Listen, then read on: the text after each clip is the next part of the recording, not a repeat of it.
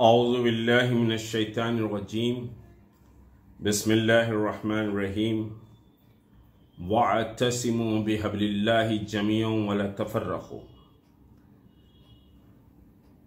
अमीर शरीयत अमारत शरैया बिहार के इंतखाबात के सिलसिले में जो समझिए कि मुहिम चल रही है, वो मुहिम मैं समझता हूँ कि मिल्लत को सिवाय नुकसान और ख़सारे के कोई और चीज़ नहीं है।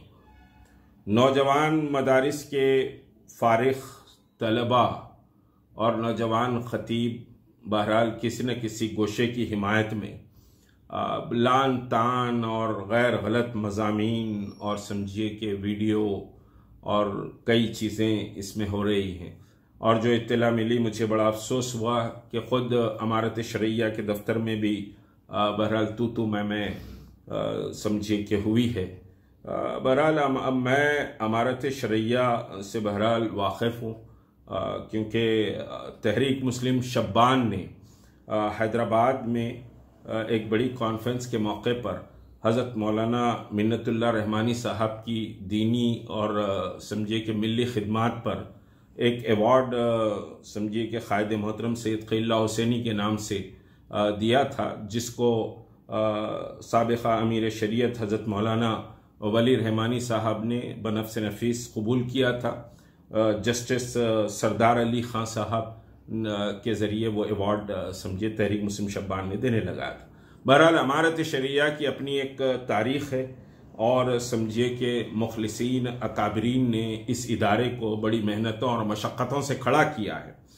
अब इसमें अमारत के अमीर के इंतखाब के मसले पर पहले तो अमीर को इतने दिन तक के अमीर की कुर्सी खाली नहीं रहनी चाहिए थी। अमारत शरैया अपने आप में बिहार रियासत में कम से कम बहुत बड़ी क़ुव्वत और ताकत रखता है और समझिए कि अमारत शरैया में हाज़री बाअस इफ्तिखार वहाँ के सियासी सरबराह और चीफ मिनिस्टर्स समझा करते हैं और उसका एक वज़न भी है।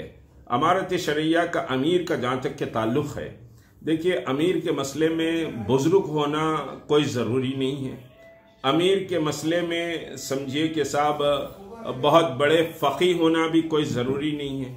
अमीर के मसले में समझिए कि साहब उम्र का या फलां का कोई समझिए कि मसला नहीं है, बल्कि अमीर वो हो जो समझिए कि फ़िक़ा पर भी नज़र रहे, अरबी पर भी नज़र रहे, अंग्रेज़ी पर भी नज़र रहे और फिर मुल्क में रोनुमा होने वाले हालात से वो बखूबी वाक़िफ़ रहे।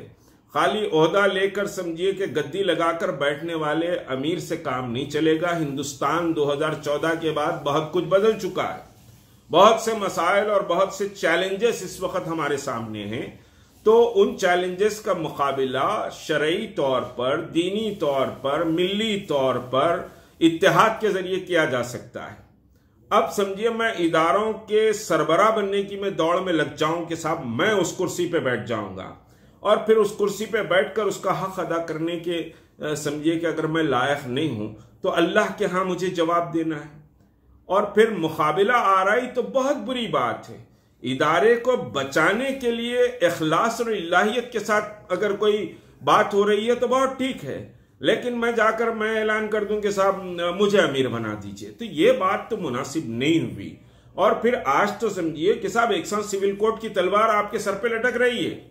भारतीय जनता पार्टी के इलेक्शन मैनिफेस्टो में एक साथ सिविल कोड है और all India Muslim personal law board समझिए कि हजरत मौलाना वली रहमानी साहब के इंतकाल के बाद जिस तरह के बिल्कुल सुकूत और जुमूद का शिकार है, उससे मुझे बड़ी समझिए फिक्र लाहक है और मैं बहुत समझिए कि टेंशन मुझे लाहक है। और इस वक्त जो मुल्क की सूरत हाल है और जो हमारे अकाबरीन एक के बाद दीगर बहरहाल समझिए कि जगह को छोड़कर चले जा रहे हैं और फिर उनकी जगह को फिल करने के लिए इतना बड़ा तमाशा हो रहा है, ये बहुत अफसोस की बात है। जहां तक कि नौजवान उलमा खतीब हजरात जो अब मज़ामीन लिख रहे हैं, किसी की तायद में, किसी की मुखालिफत में, फला में, तो अभी वो समझिए आप एक बात सुन लीजिए, जो मदारिस के ये निकले हुए हमारे नौजवान समझिए के साथी हैं, इनकी ज़िंदगी अभी बहुत है और मिल्लत के बहुत समझिए इनको शब रोज़ और बहुत सी खिज़ाएँ और बहुत से बहार इनको देखना है।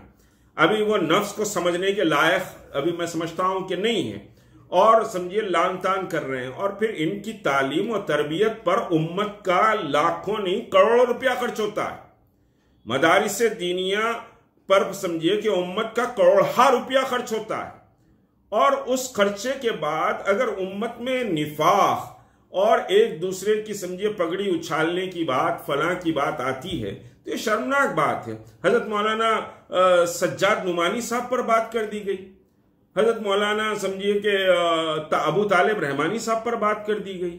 बास तो देखा कि मैं हजरत मौलाना वली रहमानी साहब के ताल्लुक से भी बात कर दिए। तो भाई ये एक समझिए कि साहब ये एक मजाक जैसी सिचुएशन है।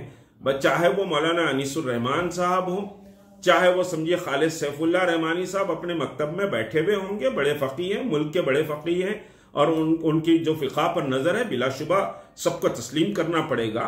लेकिन जहाँ क़यादत का मैदान होता है और एक इदारे को संभालने की जो बात होती है, वो समझिए कि हर किसी में वो चीज़ें नहीं आ सकती। तो बहरहाल अमारत शरिया का जो अमीर का इंतखाब है, उसमें बहरहाल सोच समझ, फिक्र और दानिशमंदी, ये सारी चीज़ों का बड़ा दखल है। मुंह बंद करके खामोश बैठने से मिल्लत के मसाइल नहीं हल होते, बल्कि आंखों में आंखें डालकर बात करना पड़ता है। तो ऐसे ही समझिए कि साहब किसी अमीर का इंतखाब हो और बेहतर अंदाज से अमीर का इंतखाब हो। बल्कि मैं कहूँ कि भाई इस वक्त समझिए कि कोई नौजवान अगर मैदान अमल में है तो नौजवान को आगे बढ़ाया जाए, लेकिन उसके तक़वे को भी देखा जाए, उसके इल्म को देखा जाए, उसकी बसीरत को देखा जाए, उसकी फिक्र को देखा जाए, उसकी जुरत को देखा जाए। दरअसल ईमान की जुरत वाले ही अफराद इस वक्त क़यादत के समझिए मनसब पर आगे बढ़ना चाहिए। जो जुरत रखते हैं, जो इख्तिदार के आंखों में आंखें डालकर बात करने की सलाहियत और जुरत रखते हैं, वो समझिए आगे बढ़ना चाहिए। ये तू मैं समझिए कि ये अच्छी बात नहीं है। मैं तमाम से समझिए कि गुजारिश करूंगा कि अमारत शरिया एक बहुत बड़ा इदारा है उम्मत का। उम्मत के जितने इदारे हैं, जितने लोग काम कर रहे हैं, उन सब की हमको कदर करनी चाहिए, ना कि पगड़ियां उछालनी चाहिए। बहरहाल उस इदारे को बचा लें और इदारे के अमीर का इंतखाब बेहतर और हुस्न सलूक से कर लें। किसी को नीचे उतरना पड़ा तो नीचे उतर जाएं, लेकिन उम्मत की वहदत को समझिए कि बहरहाल बरकरार रखने की जरूरत है।